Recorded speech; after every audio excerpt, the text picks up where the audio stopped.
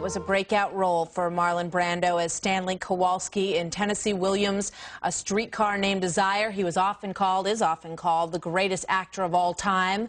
Marlon Brando died yesterday at the age of 80. The cause of his death has not yet been disclosed.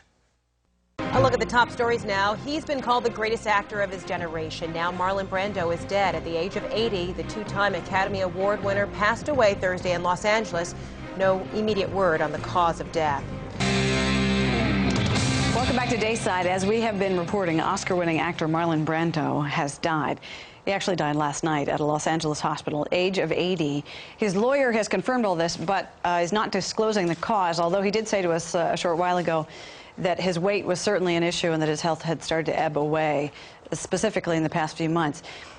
He is citing that Brando had always been a private man, so he didn't really want to go into many more details. We have Adam Housley live in Los Angeles outside the Brando home. Adam?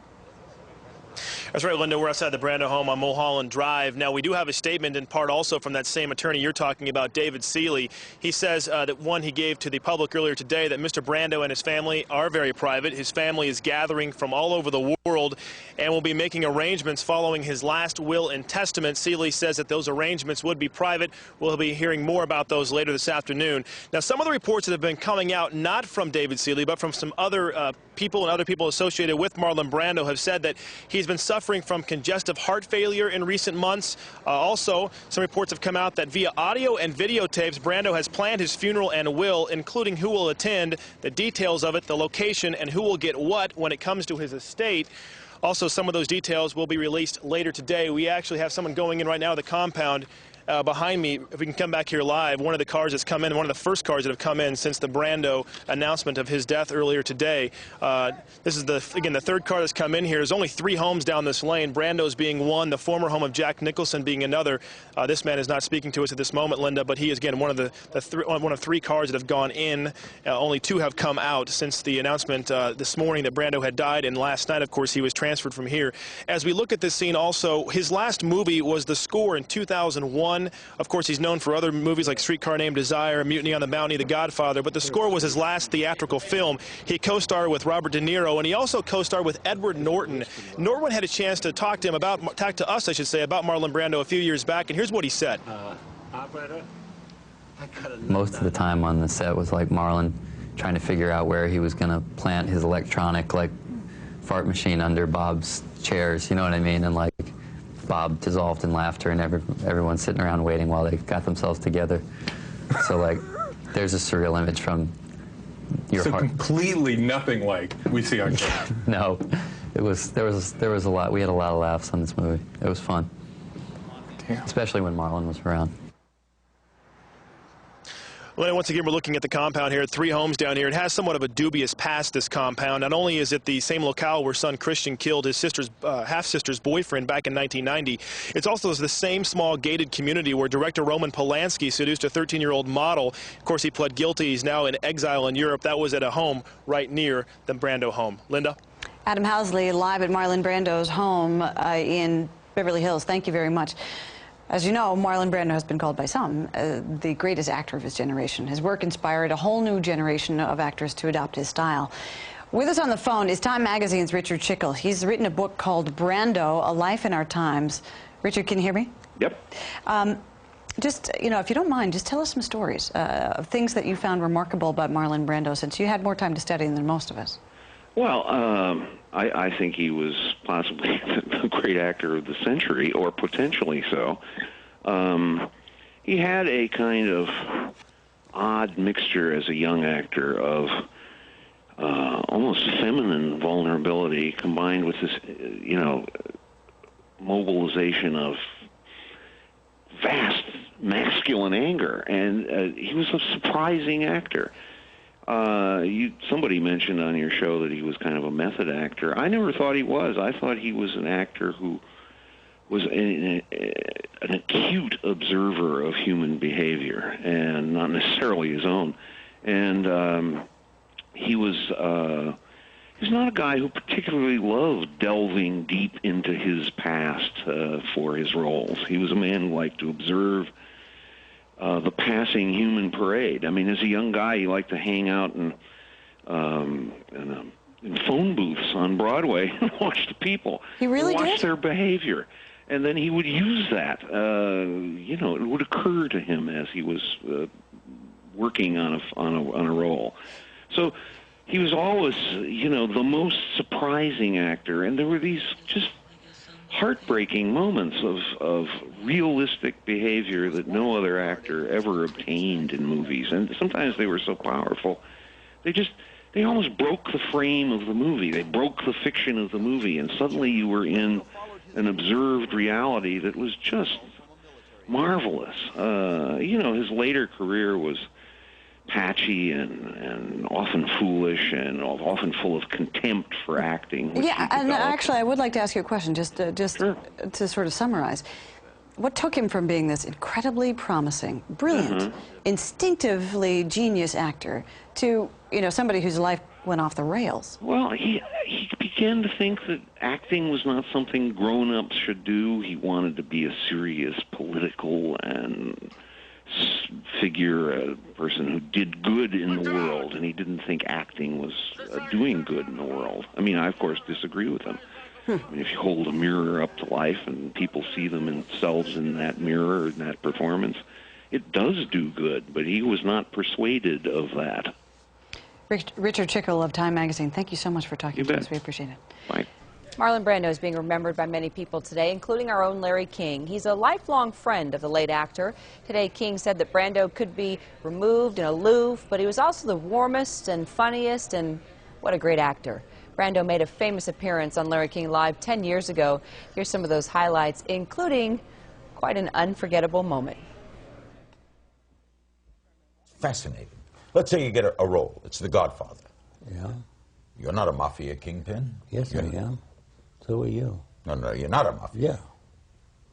Yeah. Well, as a matter of fact, I'm not. Okay. But we are. There isn't anything that you are, or that you feel, or that you have, that I don't feel, or that I don't have in some measure. But you can bring it into someone. You can ask an actor, well, here, this is what you get. You get hit with a crowbar in the head, and you get a brain concussion. You're lying there, and you're mumbling. Well, I mumble anyway, but... Okay, so you're saying anyone can do that? No. Nobody can die, so you have to pretend you're dying. Okay. Are you saying that when you are the Godfather, you're pretending? Sure. I'm pretending. Oh, but you're I mean, we're going to get lost in vocabulary. No, we're not. Very quickly. We're learning what you're doing. What do you do? Do you read the script? You like it? Right? By the way, I usually read the script and hate it. You usually hate, but you didn't hate The Godfather, right? No, I liked I wasn't sure that I could do it, and Francis, fortunately, asked me if I would do a test. Yeah, a test, which I wasn't. I would never play a part that I couldn't do. Bum, bum, bum. Got a date with an angel. You're off key. Gonna be there at 7. Got a date with an angel, and I'm on my way to heaven. Got an angel beside me. Got a whatever to guide me. Got a date with an angel, and I'm on my way to heaven. When the chapel bells ring out, Gonna make him an offer he can't refuse. Darling, goodbye. Goodbye. Marlon Brando. See you tomorrow night with Sid Caesar, Carl Reiner, Mel Brooks. Hey, Stella! Consider the many faces of Marlon Brando. Adonis in a T-shirt in Streetcar Named Desire. The face of evil in Apocalypse Now. Butch biker icon in The Wild One. Sexual provocateur in Last Tango in Paris. I come to bury Caesar, not to praise him. For half a century, in films good, bad, indifferent, you simply could not take your eyes off him. I'm going to make him an offer he can't refuse. He was godfather to a whole generation of American actors who tried to make it look not like acting, but like life. Look how they massacred my boy. He mumbled, he stumbled, and he believed in the power of illusion. Good. Everybody in this life is an actor. You think, hi, how are you? You son of a bitch. And people don't say what they want. You know that I've been on to you from the start. He'd taken Broadway by storm at age 23 in Streetcar, broke his nose in a backstage accident, and left it crooked because he liked the look of it.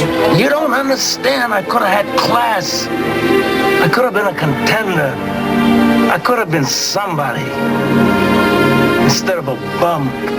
By age 30, he'd won an Oscar for On the Waterfront and was lionized as the greatest American actor of the age. Marlon, how's your singing voice? Any good? Well, I was quite surprised when I first heard it, Ed. Have you ever heard the mating call of a young yak? Luck be a lady tonight. Luck be a lady tonight. He tried musicals, Guys and Dolls, costume dramas, Mutiny on the Bounty. You bloody bastard!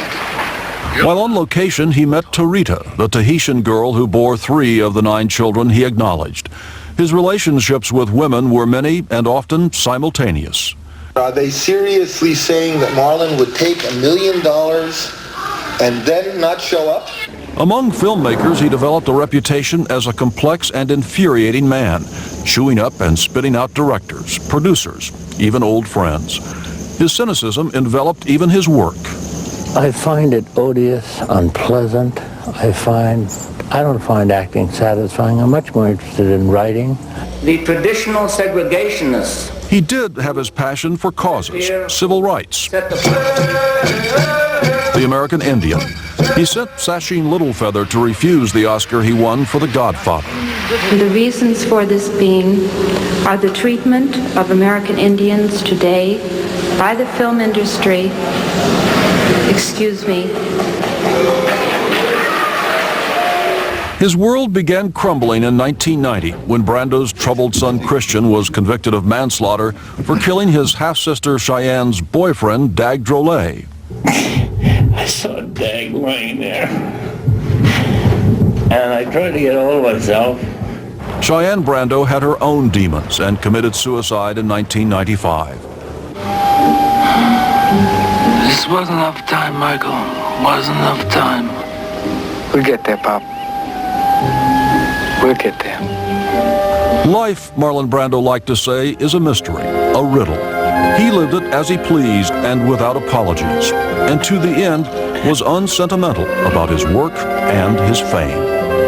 I didn't make any great movies. There's no such thing as a great movie. You know what's great? A Rembrandt painting, Mozart chamber music. Those are great.